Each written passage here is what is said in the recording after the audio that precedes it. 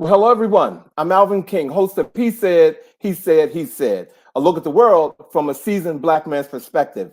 It is Friday, January the 12th, and welcome to our Let's Get Newsy show. Let's do this.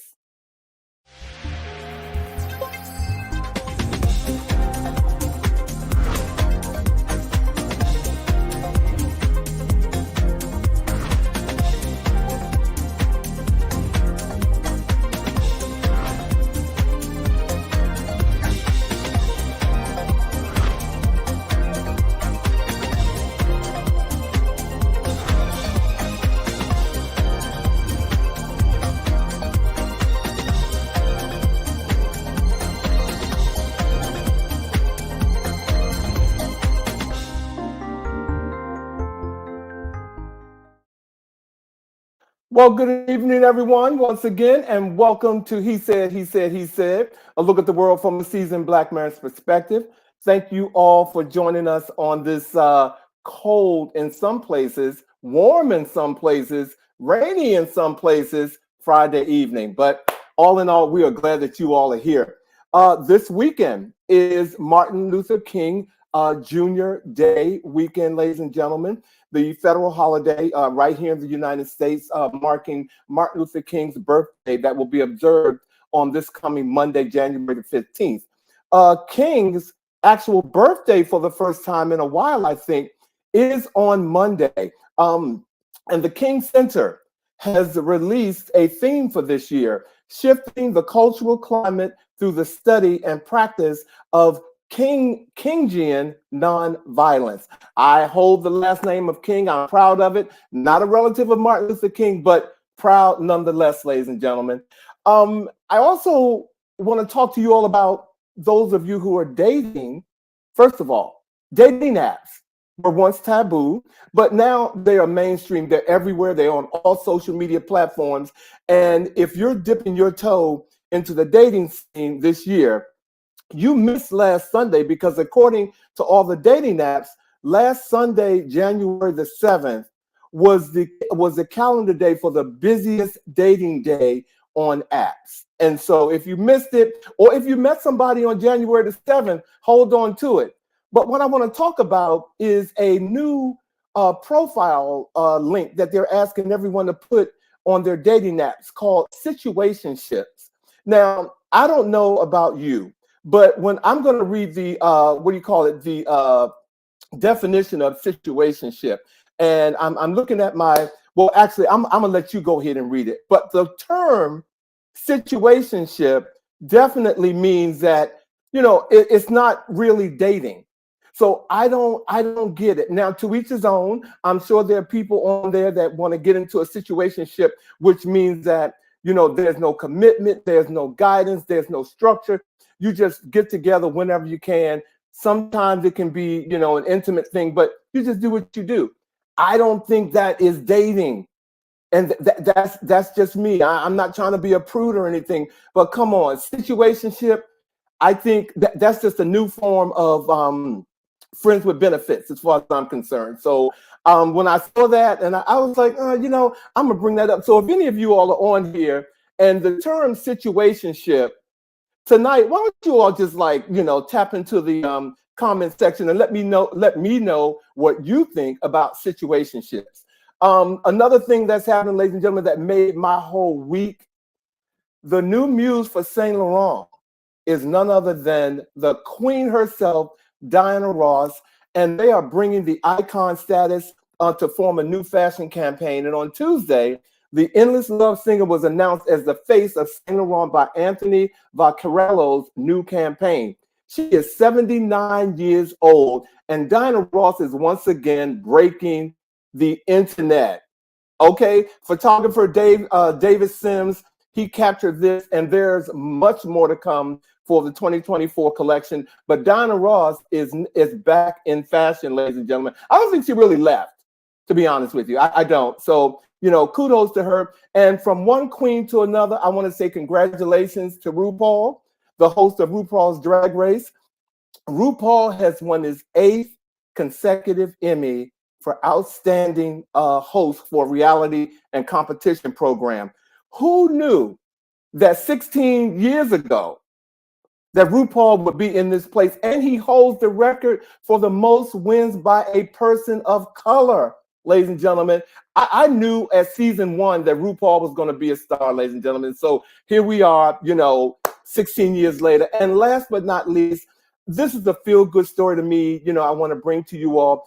I don't know if you all remember the black teenager who was shot by an elderly white man after ringing a doorbell when picking up his siblings in Missouri back in April. Well, Ralph Yarl, ladies and gentlemen, has overcome all of that came with being shot in the head. He is now 17 years old. And just recently this year, Ralph was actually, he's going to play the second chair bass clarinet for Missouri's all-star band.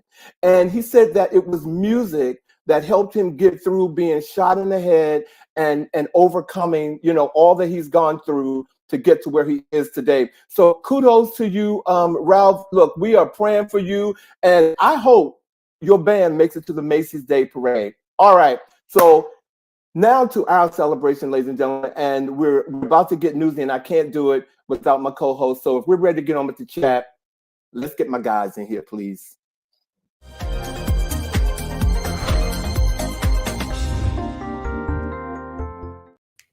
Hello, hello.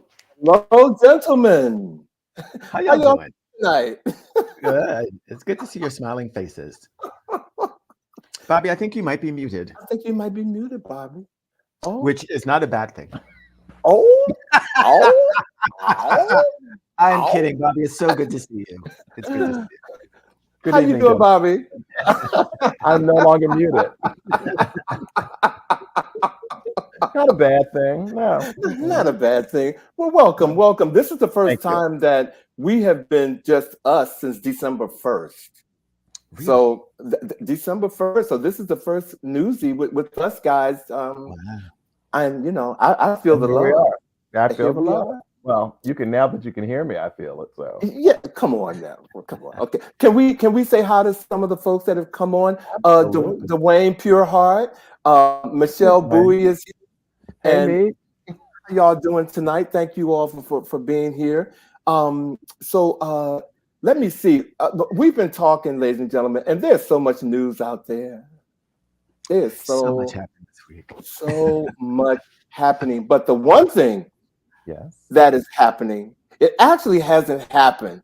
But I'm going to go ahead. We got to do it now because I think on Monday, is it Monday or Tuesday? Is it Monday? It's Capricorn season, and we want to say happy birthday to our favorite co-host, Bobby Edwards, ladies and gentlemen. He has a birthday coming up. I think it's Monday. Is it Monday? It is Monday. It is. Wow. And on the same day as Martin Luther King. You better go ahead. Same day as Martin Luther King. I have always held such great deference to Dr. King and his legacy, and just being born on the same day has been a personal and professional inspiration. So it is something that is very near and dear to my heart, and not something that I take lightly. So yeah, number 63. Wow. Happy birthday! Happy pre-birthday! Happy pre-birthday! Thank you very much. Thank you, sir. That. Yeah. Thank you. Yeah. Mm-hmm. But there are, as you said, the news is coming fast and hard, and there's so much that we want to try to touch base on in this 1 hour. And I want to get us started by looking at a situation that went viral this past week. Many of you saw when the situation with the folding chair came out and the young man was swimming across the water. People were calling him kind of like Aquaman. This gentleman has been coined as Superman because he literally seemed to fly in a video that has pretty much gone viral. This happened in Nevada. A man who leaped over a judicial bench and attacked a Nevada judge on video last week was shackled and closely watched this past Monday when he went before the judge again. Now, the original punishment was being handed down in connection with an attempted battery charge dating to last year that the defendant pleaded guilty to in November. And he was in the court, and he was standing there, and apparently he had made a plea to the judge to kind of give him a break. He didn't want to go back to jail. He felt that he had grown and he had developed. He wasn't the same person that he was when he convicted the crime. Mhm. But the judge was like, "No, you know what? I think you need to really serve some time." And before she could even finish, what you saw was what happened. Like he literally ran, he leaped over the bench, Mhm. pulled her Mhm. down. Mhm. Like he was Mhm. very accurate. He was targeted. And then there was this fight with the court officials, and it was Well, unlike anything. there's a video. There's actually a video that people can Oh see. yeah. Oh yeah. And so, yeah, we couldn't play the video, unfortunately, because we didn't want to get censored. But it is pretty dramatic. It's pretty dramatic. And what I will say is, after he did that, again, he appeared before the judge again. And in her own words, she said, "I want to make it clear I'm not changing or modifying the sentence I was in the process of imposing last week before I was interrupted by the defendant's actions." So one might say that she is a better judge than me, because if somebody had leaped over that bench and pulled me down like that, I'd have been like, what was going to happen was this. But Well, since some you seem people to should be fired. Okay. Well, now there is the point, Alvin. There's no way he should have been able to do, in all honesty, no. what he did. Some people should be fired because there was no way from the moment his feet left that ground, somebody Should have taken him down. Yeah, he's taking him down. So I'm taking him down. I think. I agree with you. What do you call those people that surround judges? Policemen? They're court officers. Court officers. Okay. But the thing is, given the fact that judges across the board right now have really experienced in the last decade or so a higher level of just like safety issues, death threats. I mean, there was the judge in New Jersey. Remember the guy went to her house and killed her son. Yeah. The safety of judges is a serious issue in America right now. And the fact that he was able to do that, I was like you, I was really shocked, because I just could not believe that there was that much open space and that no one was able to respond more quickly than what happened. Now they took him down once he got up there, but he had already brought the judge down with him at that point.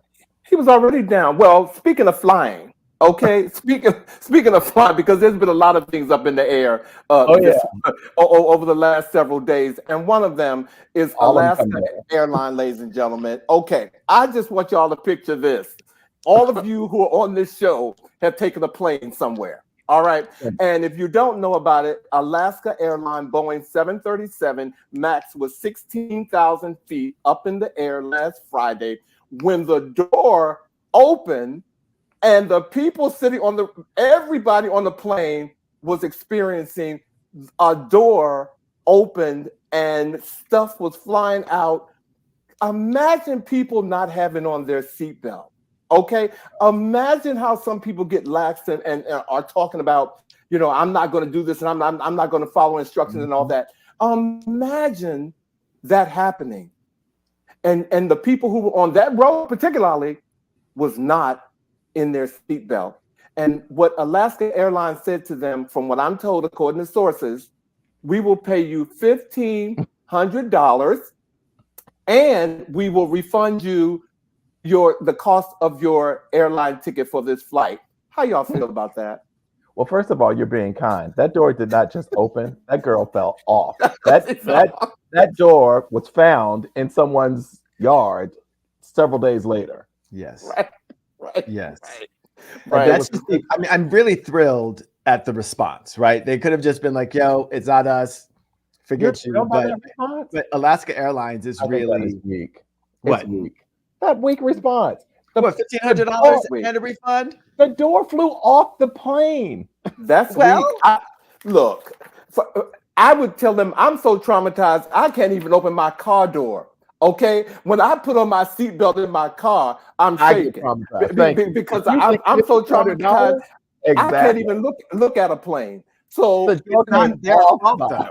It is Boeing's fault. Then somebody better be paying me then. But for Alaska to step in and say, hey, look, we know this is traumatizing. There have been all kinds of other things that happened on other airlines, and none of them have stepped up to give anybody any money. Vash, the young man sitting in that row had his shirt sucked off his body. Yes. Okay, then he should have gotten 1,500. Everybody else sitting around here shouldn't have gotten nothing. No. I'm sorry. I don't agree. I'm not saying that. I'm just saying that what I think them stepping up to say, hey, look, we understand this is trauma. Let's try to help you out because you guys were inconvenienced, etc. But beyond that, that's a Boeing thing. People should be suing. Well, I mean, who are you going to sue? Like, it was an accident. Like, it was negligent. Who knows what it is? More of what shall be revealed. But I think they did. It was a loose bolt, is what it was. Yeah, I don't care who gets sued. All I know is those people should be set for life. Whether you fly on a Boeing plane or Alaska airline, you were traumatized. There is nothing that can erase that. So I hear you, Vash, but I don't. Everybody on that plane should be compensated for mental anguish or whatever. And what did Oral Health? Oral Health was trying to create another story. He said you can see someone urinating in the aisle and experiencing your flight with an open door. You know, because we covered that one a couple weeks ago with the woman. I mean, so much is going on. It is. So much is going on. Hey, George. Hey, Vincent. Hey, Monica. Hey, Oral. Thank you all and Sharon. Thank you for joining us tonight. Thank you. Yeah, watch your flights, y'all. Okay. I'm telling you, I'm with you though. The traumatic experience of going through something like that. I mean, there are people who will likely never get on a plane again. Ever. The thing is, they tell you this in the announcement. In the case of cabin pressure, make sure you got your seatbelt on. This is going to happen. This is going to happen. They prepare you in case something like this happens. I mean, I get it. What you know. A loss of cabin pressure and a loss of a door. Well, what's going to cause the cabin pressure to go down? Anyway, I'm thrilled that you are more tough-skinned than I thought. He said. Okay, that's what the show is. You are more tough-skinned than I thought. Clearly, the two divas on the end here are just like, oh no. I have a different name for y'all. I'm traumatized. Okay, right. But that's okay, baby. You'll make it through. And if not, you can always travel by boat or train. Those two are not so good either. So, he is not the one you want in customer service. I'm just going to go ahead and drink my tea. Okay, go ahead. Wow. Everyone, I mean, other people seem to think that you should be compensated as well. But it's like, anyway, y'all work that out. So don't fly with Vash, y'all. No, you should fly with me. No, make sure you're sitting there with your seatbelt on. All your stuff is stowed in case a door opens, somebody opens something, a roof flies off. There's all kinds of things that happen. Well, I tell you one thing: I will never be sitting on a plane without my seatbelt on unless I'm walking up and down that aisle. I tell you that. And even then, you run quickly to the bathroom. And my cell phone will be between my legs or in my pocket. Okay, because I didn't ask all that. Well, I just wanted to tell you because somebody's cell phone went out the window, and I felt sorry for them. That's traumatic already. I did, and that was also found. Oh, what? The cell phone was found too? The cell phone was also found. Yeah. Wow. I know. So like what? Ain't nobody lose nothing except for a shirt, and it was probably cheap. And then you know what? Let's move on. We're gonna move on because talking about the skies. If you guys, I think we're showing a picture of a beautiful sky, or we may be showing a picture of a beautiful sky. Do not be fooled by that because wherever you are on the East Coast right now, that sky is going to be changing because we're supposed to be getting a bunch of severe weather. And if you've been paying attention to what's going on with climate and weather and the earth, the big earthquake that happened in Japan, January 1st, Florida is still picking up the pieces of the devastating storms. The people in California, almost all up and down the coast, are reeling from the storms that have been hitting us. Major storm up in New England too. But heavy snows up there. Everywhere up and down the coast. We've been hearing about the climate changing, about the sea levels rising for years, and everyone's just been sort of allowing that to just be. And just saying, well, it's not really happening. We have seen and are seeing the results of that because when these storms happen, we are getting flooding that's happening where the seas are rising like 4 and 5 and 6 feet and covering the coasts, and we're getting erosion, et cetera. So, y'all, I think we've hit a tipping point in what's going to be happening with storms on the planet, and just pay attention. Be careful. It is very, very serious. And when going back to traveling, you really need to check the weather pattern. Yes. It is critical that you do that. And it doesn't really matter where you go. You definitely need to, because we saw what happened in Florida last year when it was sunny one day, then it flooded, right? Then it flooded. Like 5 feet of water just came through Fort Lauderdale or something like that. That was crazy. Crazy. Well, all right, ladies and gentlemen, look, we do have some like top stories for you guys tonight, and so we got to get into it. So Monday. Can you believe Monday, the 6th? Was that, wait a minute, the 6th? Yeah. It was 3 years since a group of insurrectionists, emboldened by former President, attacked the U.S. Capitol in an attempt to overturn the results of the 2020 election. I didn't forget his name. I try not to say it as much as I can, ladies and gentlemen. I'm here with you. Okay, that's where we are. More than 1,069 people have been arrested for the involvement in the attack, and over 500 have been sentenced. But Bobby and Vash, viewers, has justice really been served? And where are we now with all of this? I think that they are moving way too slow. And if there had been different ethnic groups involved in that particular event, there would have been a lot more effort to get people in jail and prosecuted. That's my opinion. You can make me go get my fan. Because I need to, that was a fan popping moment. Yeah. I mean, he speaks truth. I think I was almost sitting exactly where I'm sitting right now on this couch, watching something that I just simply could not believe. As we look at this image here of people scaling the walls of the Capitol, and people, congressmen and senators, public officials running for their lives, cowering down in the Senate chambers, people breaking windows, attacking police officers. It was surreal. It was, and as Vash has pointed out, all I kept thinking as I was sitting here watching it live is, if they looked like me, the difference would have been staggering in terms of the response over in any way, shape, or form. You wouldn't have gotten access. First of all, they wouldn't have allowed you to get that close. They would have been anyway, I don't want to get into speculations and things. Well, let me stop you on that, Vash, because I work this is my gay job, ladies and gentlemen, and my day job, I can see where they were scaling the building. Okay, no, this is I walk that path every day, and you are not incorrect, Vash. You cannot. There are certain people that they will not let get close, and to let them get that close, and certain people, meaning persons that look like me. And so to let them get that close and do that much, they were literally urinating and on the building and doing things that it was just insane. And to watch it all play out and to know that there was no blood on that building. I'm not advocating violence. I'm just saying. It's amazing. It is. It's amazing. Guns were drawn. Guns were drawn. I mean, when you see some of the footage, because as we talk, there was 3.5 hours that we were watching this happen, and there were moments, and there's footage that still comes out where you see some of the security, some of the Secret Service people who had guns drawn, pointing them at people who were basically daring them to shoot them.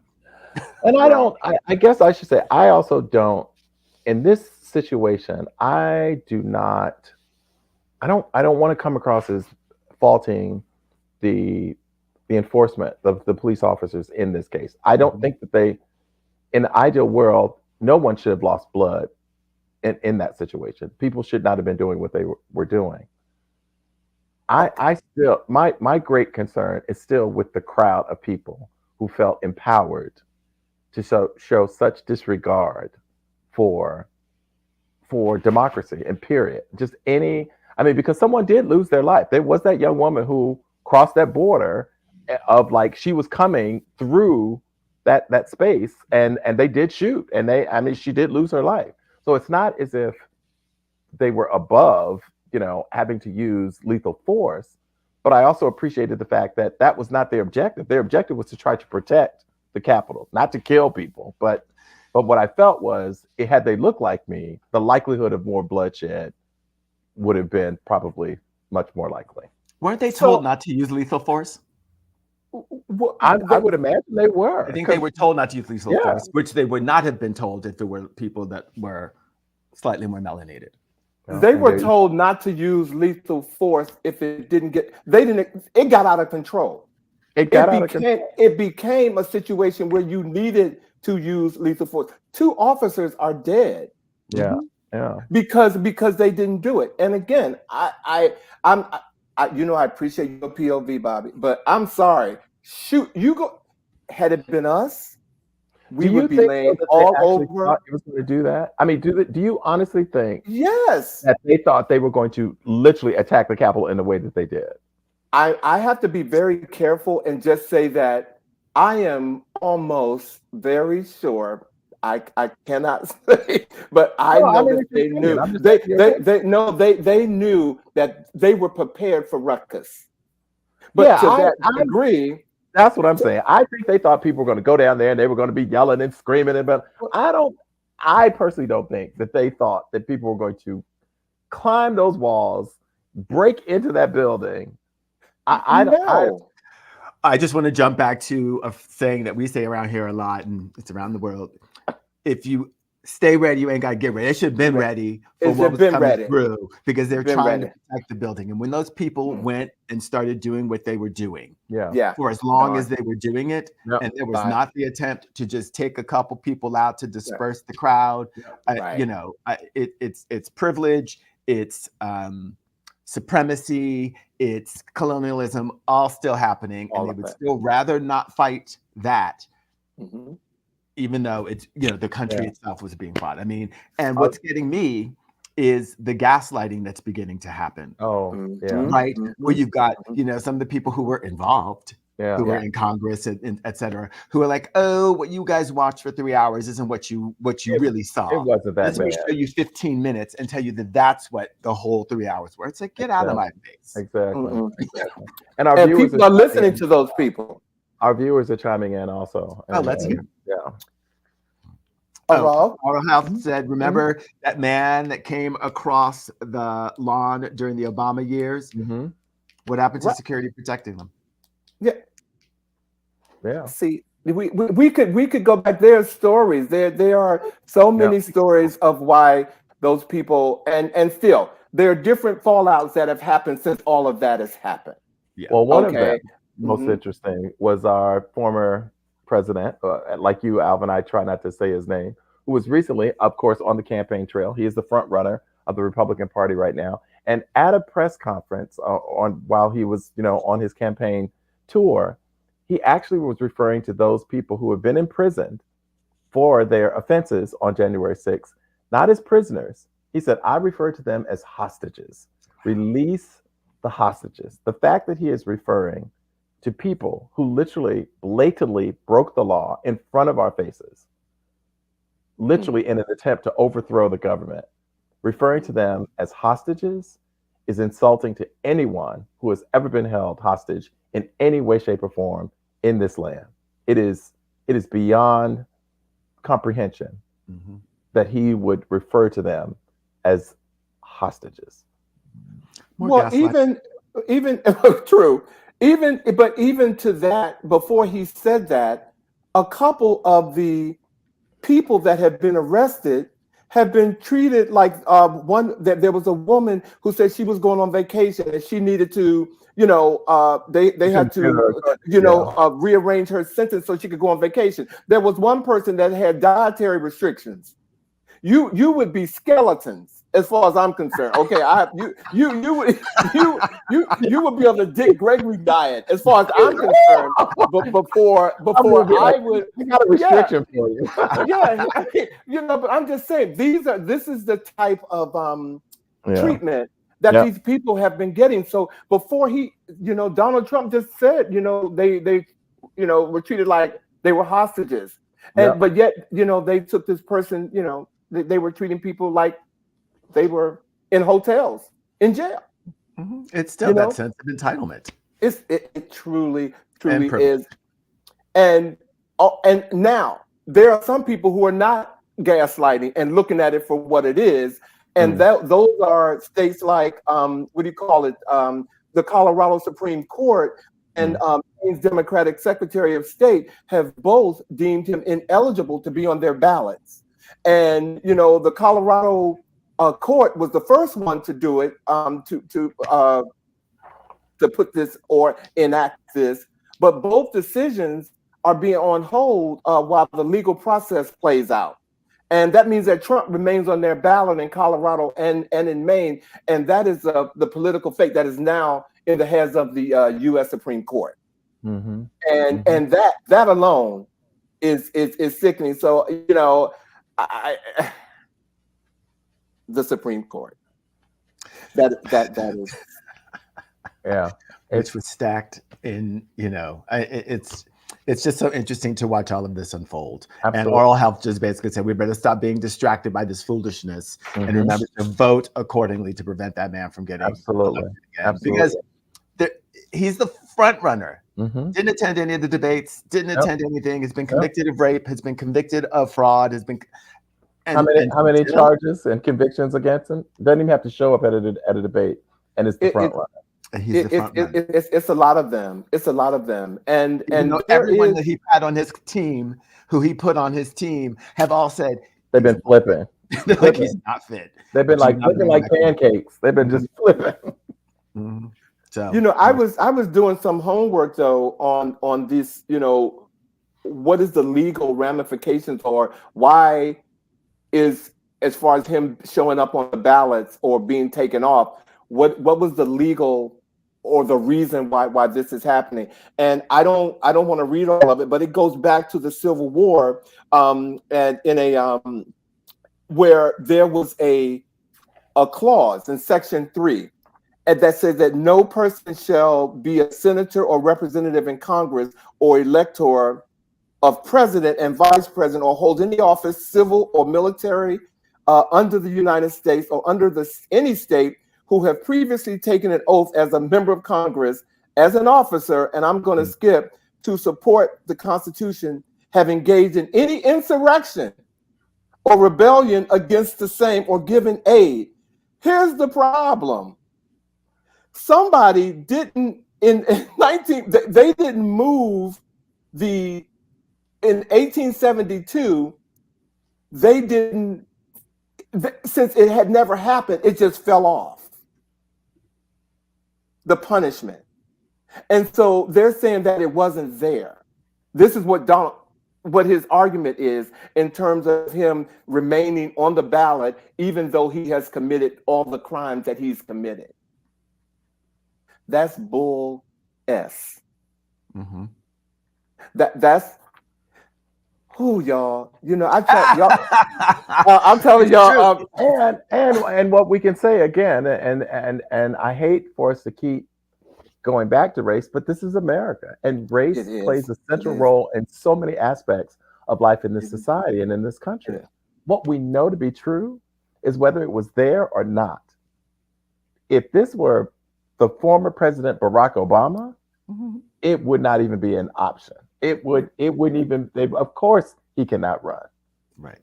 They would recreate shackles just to show us. It's just, and that to show us that they could do that, and that's not a joke, ladies and gentlemen. So you all need to vote. I don't care how you feel about Joe Biden. I don't care. You all need to vote. We cannot let him get in office. Okay. Donald Trump cannot get in office. You all need to vote, but I do believe that Joe Biden and the Democrats need to step up to the plate, because we put him in office for a reason. And there are some things that they need to do on our behalf, and they need to get to stepping, because they're seeing the same things that we see. They're not doing enough. No. It's a sad commentary that the two front runners are the people that we have, to be very honest with you. Like, when you think about all of the people in this nation who could be eligible and have, you know, new blood, new ideas, creative ways of thinking of it, like, it is really an interesting commentary on our society that the two people who are most likely to become president, first of all, have such long teeth, as they say. and I'm not an ageist. I'm not against people of mature age, but I just feel like it's just really interesting. These are the two people that we have. Mm-hmm. And that's what we have. Well, that is. Well, I'm sorry, ladies and gentlemen, we had to give y'all some politics stuff, because some stuff about politics, because we could go on, and we know that there's some other things that are happening, but it is very important that you all know that this is happening and try to, do what you need to do to help protect our democracy. Okay. Well, and as we talk about that, we think about the immediate plans and the long-term plans. And I think about the fact that one of the things that we saw strategically happening was a change of the Supreme Court, for instance, and who was being nominated and who was being blocked from being nominated. And a lot of this thought, I believe, went into the fact that there would be situations that would not be dealt with on a state and local level, but immediately being taken to the Supreme Court. And if there were certain people there were certain things that would get passed in the favor of our former president. He was very strategic in that. And so one of the questions has been the whole notion of packing the Supreme Court. And of course, when we say that, we mean the act of increasing the number of seats on a court to change the ideological makeup of the court. Most frequently, court packing actually refers to adding members to the United States Supreme Court, which currently has 9 justices. And so this whole notion of strategically, one of the reasons we have 9, it is automatically set up to potentially break a tie. It's believed to be imbalanced purposefully and intentionally. But there are people who believe that by adding more seats, it could be an intentional interference of a democratic system by having more people sitting on the courts. What are you guys' thoughts? As far as packing or stacking the courts? Either remaining with the 9 that we have or adding additional justices. Well, I think I'm having a control issue right now. By any means necessary, you need to take control. If that means stacking the courts, and I'm sure there's some ramifications behind all of that, but you got to do something. You got to do something. Trump came in and did it. He did it. The Democrats, and the Democrats have not. I'm not saying do unto others as they do unto you, but I guess I am. At some degree, because I'm tired of Democrats sitting there with their finger in their mouth, not doing anything. And I'm not seeing anything happen. So as far as stacking the courts, if you have to do it, do it. Okay. But that if it gets us to a better place where we can. It's an ongoing discussion right now, part of the politics that we were talking about. So we've got other stuff though that we need. Okay, we do. We need to get on with that stuff. Well, speaking of like the courts, etc., I just want to give it up to Superwoman Letitia James, who's the New York Attorney General. She is doing so much to change the direction of the country. For those of you who may not be aware, she had filed suit against the NRA on behalf of the state of New York. And the suit was filed back, I think, in 2020, alleging that the longtime leader, Wayne LaPierre, and his inner circle abused access to millions of dollars belonging to the organization. Wayne LaPierre resigned before opening arguments in this case. So he's like, look, I'm not there anymore. There's speculation that if this, as this case goes on and she proves her case, which she has shown that she is really good at her job, there's a good chance that the NRA could be dissolved. Wow. Isn't that amazing? So for those of you watching, we're going to keep you up to date on this story, but I do think that it's pretty amazing that we could be seeing a weakening of the gun lobby and might get better gun control laws passed because of the weakening of the lobby as a result of Letitia James. And I think that that's kind of amazing. What are you guys' thoughts? I say, Lord, please protect her, first of all. Please cover her. Please cover Letitia James. And, that's what I have to say right now for her. Just protect her. I will say that, my immediate response in some ways is tied to another story that we're going to touch base on in a few minutes. And that has to do with, I think, the rise of Black women in positions that allow them to really kind of move policy and practice, and how that seems to be perceived and received as a threat. I agree with Alvin very much that I think her being in this position and doing what she's doing, unfortunately, and she's doing her job and she's following the law, but it's seen as a threat in the society. Well, yeah, because she's going after these people who have used their privilege and their connection to civil groups to get around things, because that's just the way we do it. And she's like, oh, but the law says this. Right. And I'm willing to bet that there is a great deal of how dare she's out of place, stepping out of her place mentality that puts her at risk. But obviously she's moving forward regardless. Crossing them T's, dotting them I's, stapling those papers, and filing them. Well, now Bobby has piqued my curiosity about these strong women. Who other than Letitia James are we talking about? Because you piqued my curiosity just now. Well, I just happen to be thinking about Claudine Gay, for instance, the president of Harvard, who was most recently resigned after a problematic, by many, congressional testimony about anti-Semitism. And then, of course, mounting questions about missing citations and quotation marks in her published work. Under a great deal of pressure, recently resigned. And there are many people who feel that her resignation and the effort, the campaign, and we know there are people who've literally taken credit for a campaign of ousting her, has a lot less to do with the testimony and the anti-Semitism as it is her being in that position of leading arguably the most highly sought after university in the world. How dare she? Yeah. An institution of great whiteness. Privilege at the highest level. Nepotism. We just gonna keep going on, like nicking away at Harvard. I went to Cal. I think I got a great education, so I'm gonna nick away at them. All those Ivy League schools. I'm going to. I know, ladies and gentlemen, we're going to have a show where we're going to dive deeper into this. I know the story behind Claudine Gay. Thank you, Bobby, for bringing that up. But there's some things that I don't know, and I want to talk to some folks, and we're trying to get some folks on the show who have been immersed in this whole story.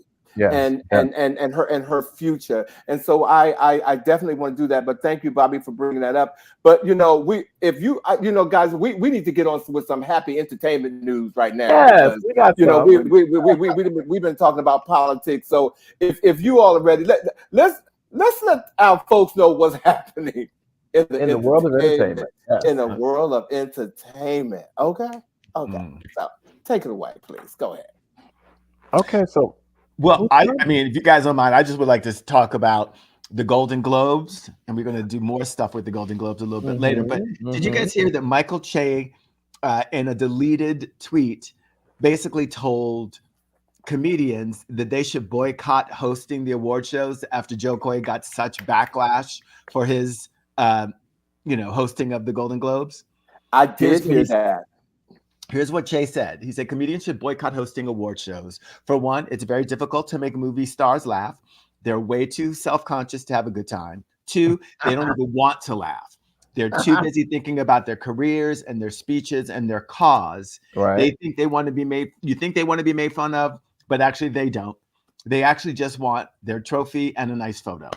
So, I think that's kind of true. So one of the jokes that got Joe Coy into trouble was his comments about the Barbie movie. He said that Oppenheimer, which was, an award-winning film, was based on a 721-page Pulitzer Prize-winning book. Barbie was merely about a plastic doll with big boobies. Right? Now, while audiences were upset, the movie's director, Greta Gerwig, said in a statement that what he said was true. He's like, Barbie doesn't have really anything. She didn't really have a full backstory. She's just this object that we got to lay a story on. So what he said was not untrue. But comedians have been slapped, ridiculed, criticized, etc., for their performances as hosts. What do you guys think? Do award ceremonies even need hosts? Well, I think they need hosts to keep it going, but I think that I agree with Michael Che in that, because we're in such this cancel culture type environment right now and trying to stay woke. And so if you make a joke everybody wants to take it out of context, and you have to you're a comedian, you have to censor what you say, just to appease somebody. So I would just say forget it. But then they also messing with their paper. You see what I'm saying? Okay. So, but that's up to them, Right. I mean, I hear you. It's like, if a comedian's going up and giving jokes, you're either going to laugh, you're not going to laugh, you're going to boo, you're going to hiss, you're going to have a response. If someone is sitting down, and people don't just get up and speak jokes, they write them out, they punch them up, they say, this is our best, go do that one. You got to go back and look at those people who are writing those jokes, because whoever's doing the punch up, etc., needs an adjustment. No matter what there is to say on the planet, you can find a way to say something about it that's funny, even though it skirts around all the ways that people can be upset. And when people say people are upset, it might just be 4 people on Twitter who say something that get things going. And now all of a sudden we're giving all this small group of people all of this visibility and power. When it's not really anything. They're just trying to get you to watch their stuff about stuff that has nothing to do with anything that's really important. So don't pay attention.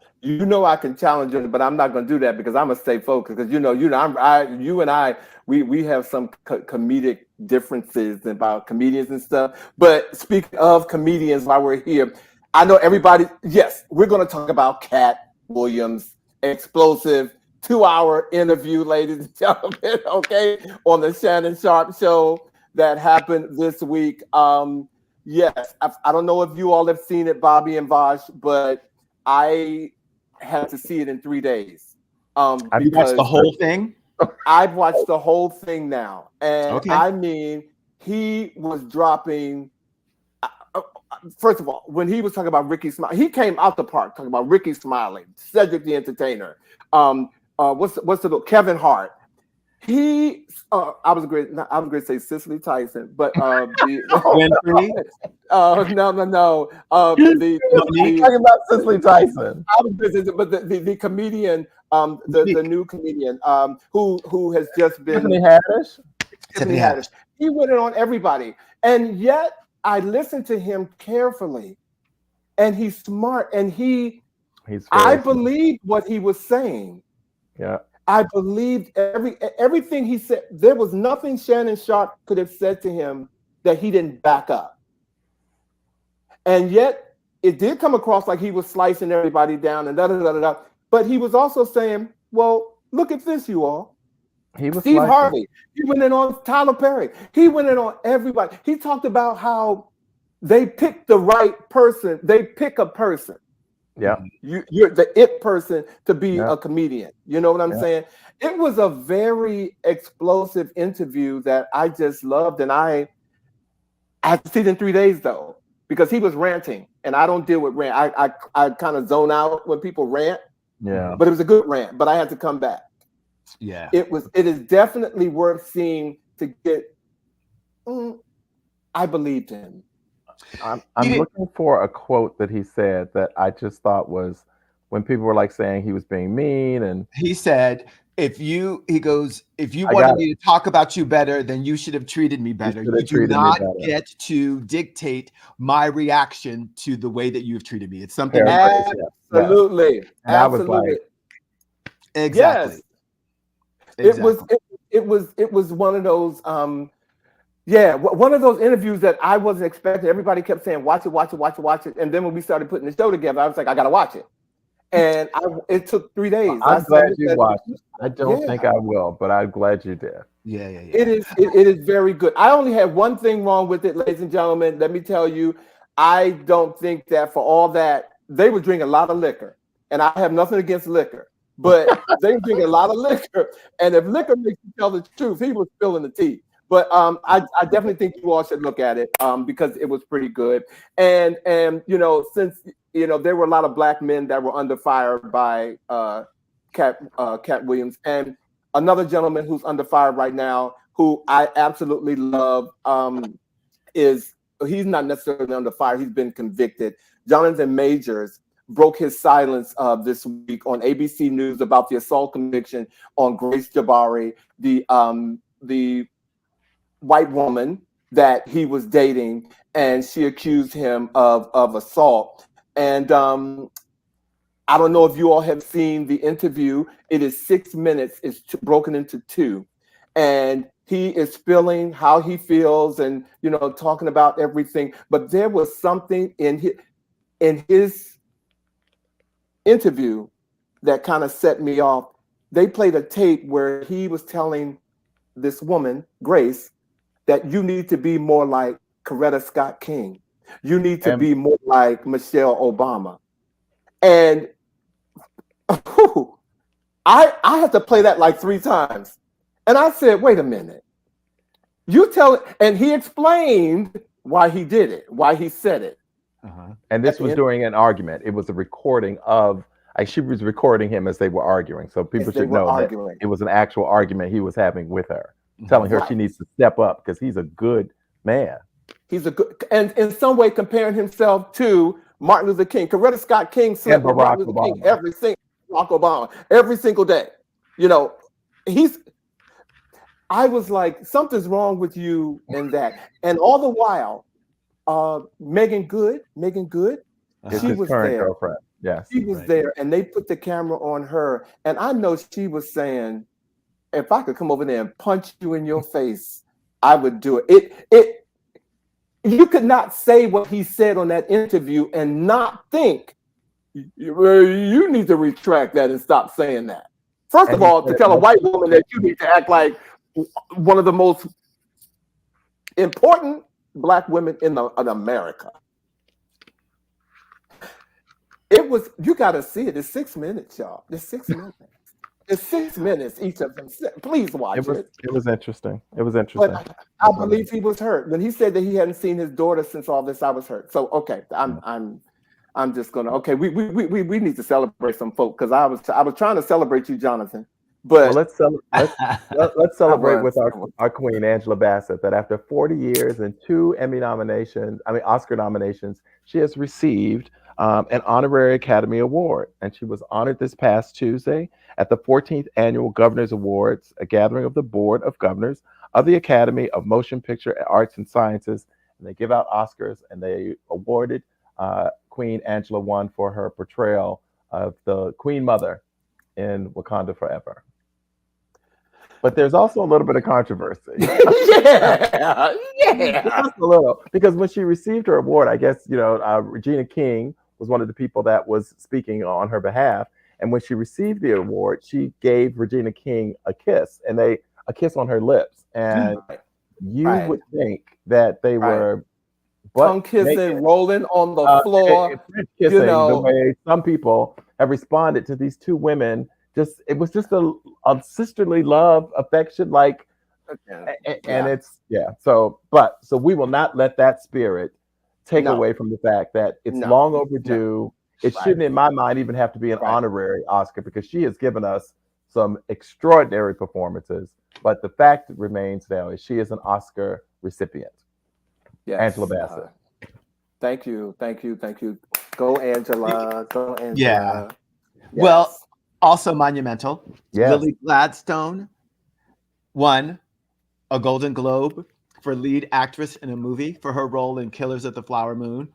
Which I'm going to see because it's streaming now tonight. Mm-hmm. Oh, yay. Cool. Well, if you know me, I don't watch certain types of movies, and watching one about colonialism and et cetera, is not something I really want to get all up into. I know what they did, and they did worse than what that movie is going to show. Anyway, she is the first Native American woman to win a Golden Globe. She was born in Montana, raised on the Blackfeet Indian Reservation, and later moved to Seattle. So he said, send her heartfelt congratulations and well wishes. Salute her. Yeah. And I hope that she just takes this award and the doors that it opens and does really amazing things for the Native population. Amen. And Amen. Thank you. And the Emmys didn't do bad themselves this year, because we had 2 other women, Keke Palmer and Jasmine Guy, both won Emmys, first-time Emmys. Keke Palmer won an Emmy as the first Black woman to receive an Emmy as a game show host, and Jasmine Guy won her first Emmy in her 4-decade career for Outstanding Actress in a Short Form Comedy and Drama Series. If you can find them on YouTube, please look at their acceptance speeches. They were just fantastic, ladies and gentlemen. And please, congratulations to both of those women and all of the winners, people who received Oscars and Emmys and Golden Globes this past week. Season. Yes, it's that's right. And before we go, ladies and gentlemen, we're going to give you a taste of fashion in our series, The Pop-Up. So if you all are ready to go with us to the Golden Globes, we're going to tell you our picks for fashion for the week.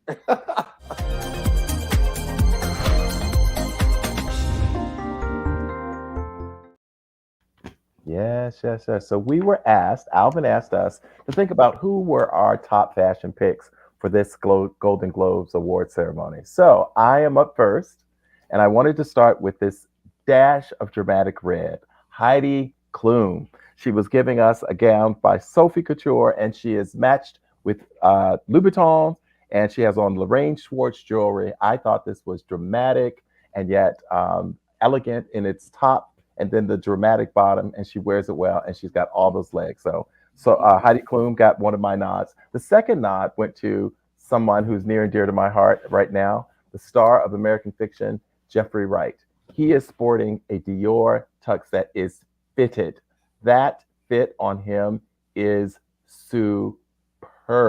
Look at that lapel, the collar, the cuffs. It is beautiful. It is classic and elegant. But we also wanted to give a nod to the young Hollywood, and that's where Tyler James Williams took my vote for wearing this wide leg pinstripe Dolce & Gabbana. I love it. It's young, it's fresh, it's a little step out, and it's appropriate. It is beautiful. And finally, I wanted to give a nod to our queen, Miss Cheryl Lee Ralph, who sported a fabulous, stunning, statuesque yellow and black Sophia gown, looking every right the queen that she is. She looks regal. So those are my picks. Thank you. Lovely. Thank you, Bobby. Thank you. Yeah. And you, sir? Yeah. So I have 3 picks, and you guys may need to help me out a little bit with the designers, because I was just like, look, let me just see who I like. It was somewhat tough pickings. There wasn't anybody who I was like, oh, I love. I was like, you know what, that's better than that one. Yeah, it was a little rough. But I don't usually like this woman and the way that she dresses, but she really hit it out of the park for me. Let's look at Miss Jennifer Lopez. I thought that she was stunning. I'm not going to argue. Yep. Really, really delicious. Really loved it. Mm-hmm. And, in the pink, it was really a trending color. Next person was Jenny Mai. Now, I do know that she's wearing Carolina Herrera. I just thought that this looked like a glass of champagne. Kind of upside down, but it just reminded me of festiveness, and it really popped for me. And then the last person is Carey Mulligan. Oh, yeah. Thought, in the world where all the kids are wearing like the sheer things to try to be sexy, she's like, look, I'm just going to give you a bedazzled boob, and we're just going to keep it moving. And I just thought that was smart. It was sexy. It was unexpected. And I always love a little sparkle. Carey Mulligan. Excellent choices. Thank you. And I had to dig deep because a couple of my favorites on there, but I had to dig a little deeper. So my first pick is Kate Beckinsale in Atelier Zahuru, and she was one of the people who was wearing chiffon like it was supposed to be worn, and it moved with you and stopped with you when it was supposed to. My second person was Audra Day in Lebanese designer Georges Shakara. I just love her fashion style, period. She could have had on a gift box and I would have been fine. Natalie Portman never disappoints in Dior. This gown is exquisite. I mean, the beading on this gown was just incredible. And my last pick was, he can wear anything, Lenny Kravitz and Alexander McQueen. And believe me, this is not my favorite of Lenny Kravitz, but he's a risk taker. And if I was a size 30, I would pull something like this off. So those are my four picks from the Golden Globes fashion this week. But like Vash said, there wasn't really any like major hits to me, like major. But they did what they did and they succeeded. So I did what they did. Well, we are at the end of our show, ladies and gentlemen, and thank you, Vash, Bobby. We are almost here. Say what? I said newsy. We're newsy. Oh, yeah, we're at the end of our show. Next Friday, January the 19th, we have Charles Reese with us, ladies and gentlemen, of the Charles Reese Experience. And he will be celebrating James Baldwin at 100. You all have to be here for that because this show is really, really going to turn you out. And for our words of the week, ladies and gentlemen, we're going to do something for the first time that we've never done because we received something this week. And I want to make sure that I give this Chicago-born brother his kudos. Dwayne Pureheart of Chicago, Illinois. He not only sent us a picture with his he said cup, but I mean, he gave us the whole shebang. And I'm going to read his letter to you all for our words of the week.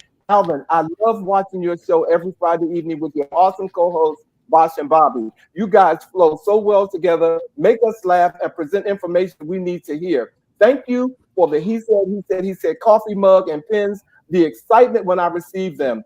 So I speak blessings, new opportunities, favor, longevity, and funding to support all of you guys' endeavors. Amen. Love you to life. Sincerely, Dwayne Pureheart Taylor.